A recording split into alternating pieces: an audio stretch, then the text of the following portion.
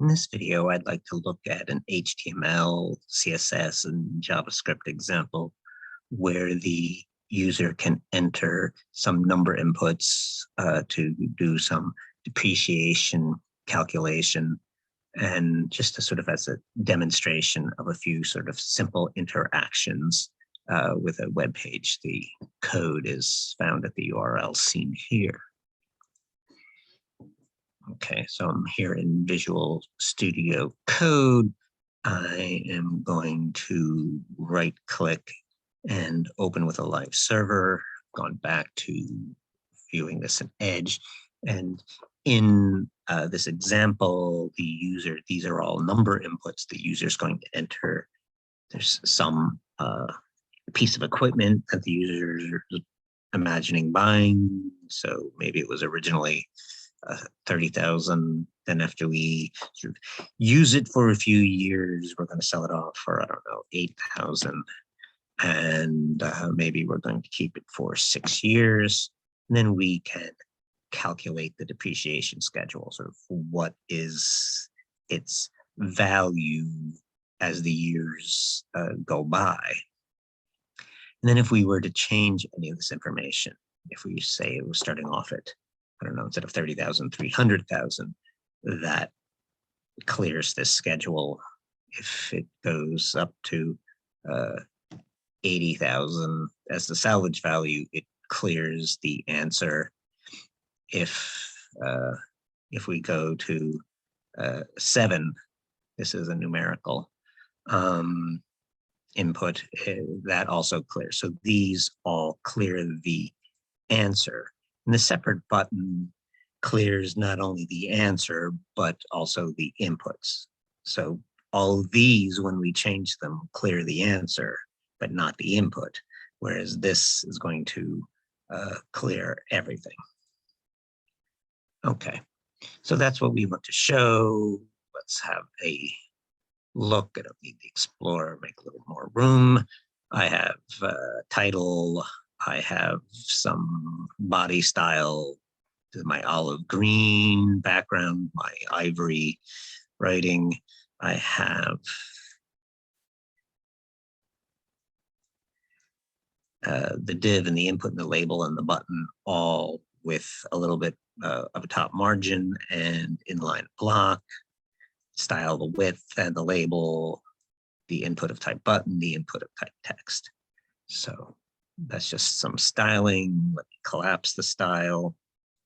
Okay. So now in the body, we have a header, we have a paragraph, just sort of explaining some things. And then we have a label and an input of the number type. And you can put in here the minimum and the maximum and a step.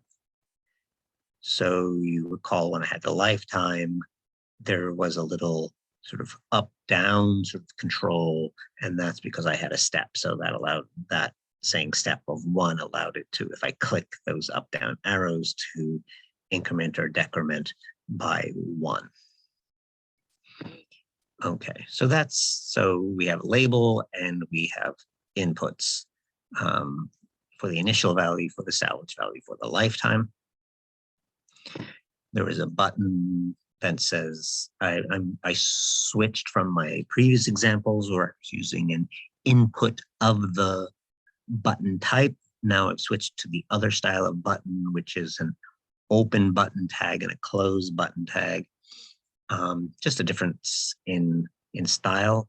And so I made my 2 buttons of the button tag, closed button tag of variety right now. And one says clear the depreciation schedule, or create, the depreciation schedule. So the user will have entered some data and we'll do some calculating, and then a clear, and this is a clear all. Then these number inputs will also have an associated event, and we're going to add that in using an add event listener, and they will clear the schedule. So the button is clear all, whereas the on input event for these inputs of the number type is just going to be clearing the depreciation schedule. The depreciation schedule is going in a text area. So that's a text area HTML element. I give it an ID so I can refer to it. I specify how many columns and how many rows. I'm saying it's read only. So this is for a text area can be used as an input, but I'm really just in this case using it for its value as an output. So I made it read only. So the user should not be able to type in there. And then there's the closed text area tag. Okay. And the text area, compared to a sort of a text input, it is an input, and most inputs are singletons, don't have an open and a close, but a text area has an open and a close, and is sort of like makes it sort of unusual that it has sort of, we can work with inner HTML and with value. And I've found, at least in the past, that value worked better. So I tend to work with the value of the text area. Though strictly speaking, there is, because there's an open tag and a closed tag, you can work with inner HTML. But again, I prefer to work with value, and that's what I will do. Here is the going to the document, finding the element which has the ID button schedule. I'm adding an event listener for click, and I'm making the schedule function. Now, I didn't go with an anonymous function here. I went with a named function, but I am defining it almost immediately right thereafter. So this could have just as easily been an anonymous function. I'm grabbing from the user the value from the text initial box, the text initial input. I'm grabbing its value. I'm casting it as a float, making it initial. And if there's any problem, I didn't do sort of all of the ifs and all of the conditions that I probably should have. Was initial greater than 0? Was initial bigger than salvage? I should be asking all these questions. I'm not. But if it was not a number, I'm going to yell and get out. I'm going to get the salvage value, same as I got the initial value with a parse float, yell and get out, and the lifetime. And I'm assuming that the lifetime is an integer number of years. So I worked with an integer here. So I'm assuming that, they sort of bought it in January and have it for full years and are selling it off.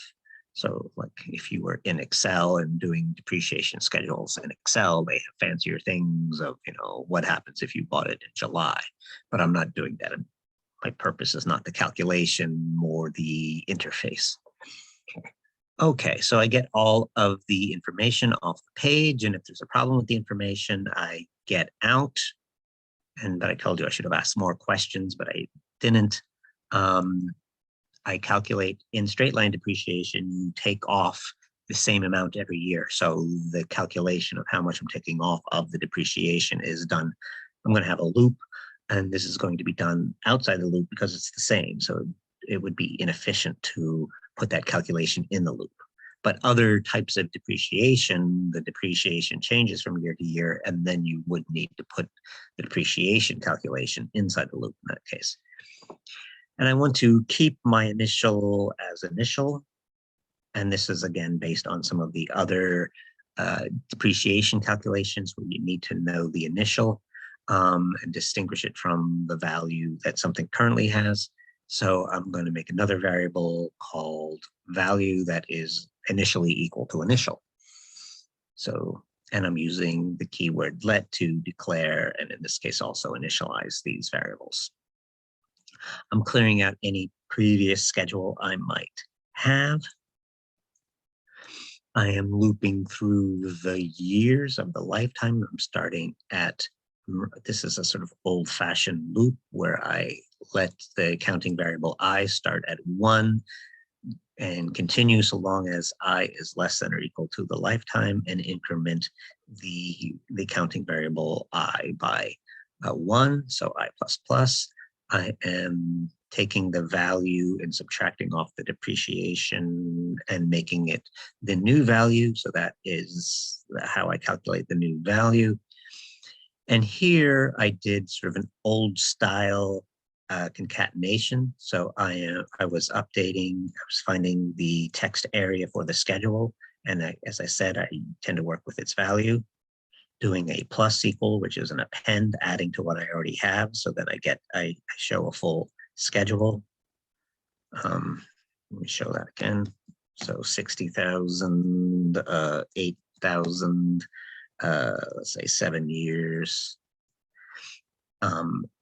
My loop shows me 1 year at a time. So if I did not have the plus equal, I also have it down here in the uncommented code, but the plus equal adds to what I already have. So I'm not overwriting, I'm appending.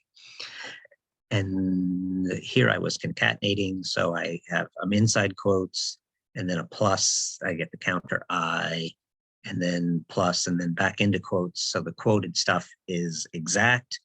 And then the stuff that's not in quotes can vary. And the \n here is to get me on a new line. So you saw that each year, after each year, each thing occupies a separate line. So that's sort of an older way to make my depreciation schedule display. But this is now commented out in a multi-line comment here, /*//. But I've replaced it with a sort of a template literal, which is a newer style.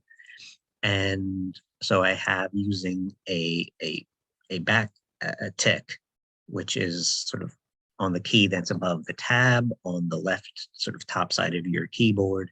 And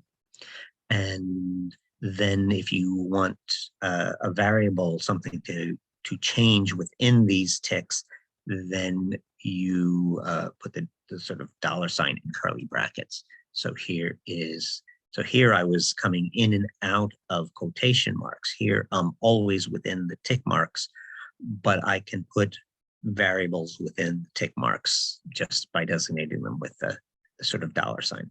And so here, this sort of orangey $sign is just a $sign of what we want to show.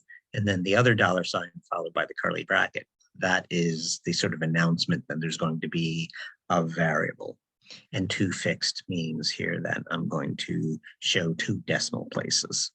So I'm rounding to sort of 2 decimal places.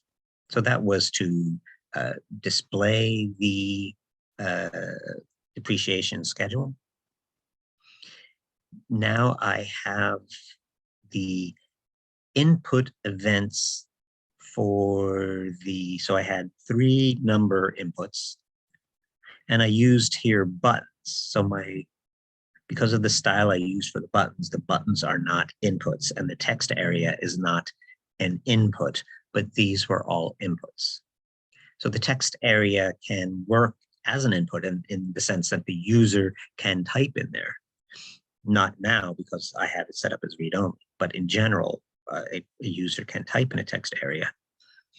But it's not an input like an input of the text type or an input of the number type is. So these are my only inputs here, these 3 number inputs for the initial, salvage, and lifetime. And I wanted to do the same thing if the user typed in any of those. So the first way I did it, again, here commented out, the first way I did it was just come in individually and say, here's the text initial, the text salvage, the text lifetime, and I'm adding an input listener, and they all call the same shared function clear answer. So that was one way to do it, and then that worked perfectly fine. And then I said, oh, let's try to do it with a loop. So I went to the page, I went to the page document, get elements. We've been often working with get element, a single thing by ID. ID is supposed to be a single unique thing, but instead I'm saying get elements with an S by the tag name. So there's also by name, which is different, but this is the name of the tag. And so everything with an input tag is now in this array of all inputs. And then I'm looping over that array. So let I equal 0. When I have an array, the first index is a 0. And I'm going up to and not including the length of the array. I'm going up by 1. So I'm looping through all of the elements of this array and adding the event listener for the input type of event and calling the clear answer function that I define below. Okay, so just two different approaches: individual add event listeners, and then sort of make an array and looping over the array. So when there are 3, there's not much difference here. If there were, for some reason, 20 or something, then this would be a bigger difference. This, if I had 20, this would grow to 20 lines, whereas this would not change. Okay. And then here is my clear answer function, which is just to go to the page, find the element that is the text area schedule, and set its value equal to quote, quote, clear it out. Then I have separately the clearing button and add the event listener to that for a clear, and go with a separate function called clear all. And then the clear all function, and again, this could have been an anonymous function since I'm defining it right under there. Whereas this one makes the advantage of a named function sort of more obvious, in that if this were an anonymous function, I'd have to write the code for it over and over again each time I use it. But with a named function, I can have all of these different elements have their input events all lead to the same function. So that's one of the advantages of having a named function over an anonymous function. Okay, but here is the click event for the button clear, and I'm writing a clear all function. And then I'm clearing out not only the schedule, but all of the data inputs. And this is a mistake I see a lot of beginners make, is to confuse these two different types of clear. This is the clear when they change any data. And I'm not changing any of the data in the function. The changing of the data calls this function, and then I only clear out what I'll call the answer. Whereas in the clear all, I will clear out the answer and the inputs. If you try to if you confuse the two and you have where the user changes any data, if it then in turn also clears that data, then the user is just not going to be able to type at all. And this is just, sort of a common sort of beginner mistake of confusing these two types of clear. So that's one of the reasons I wanted to show in this example these two types of clear.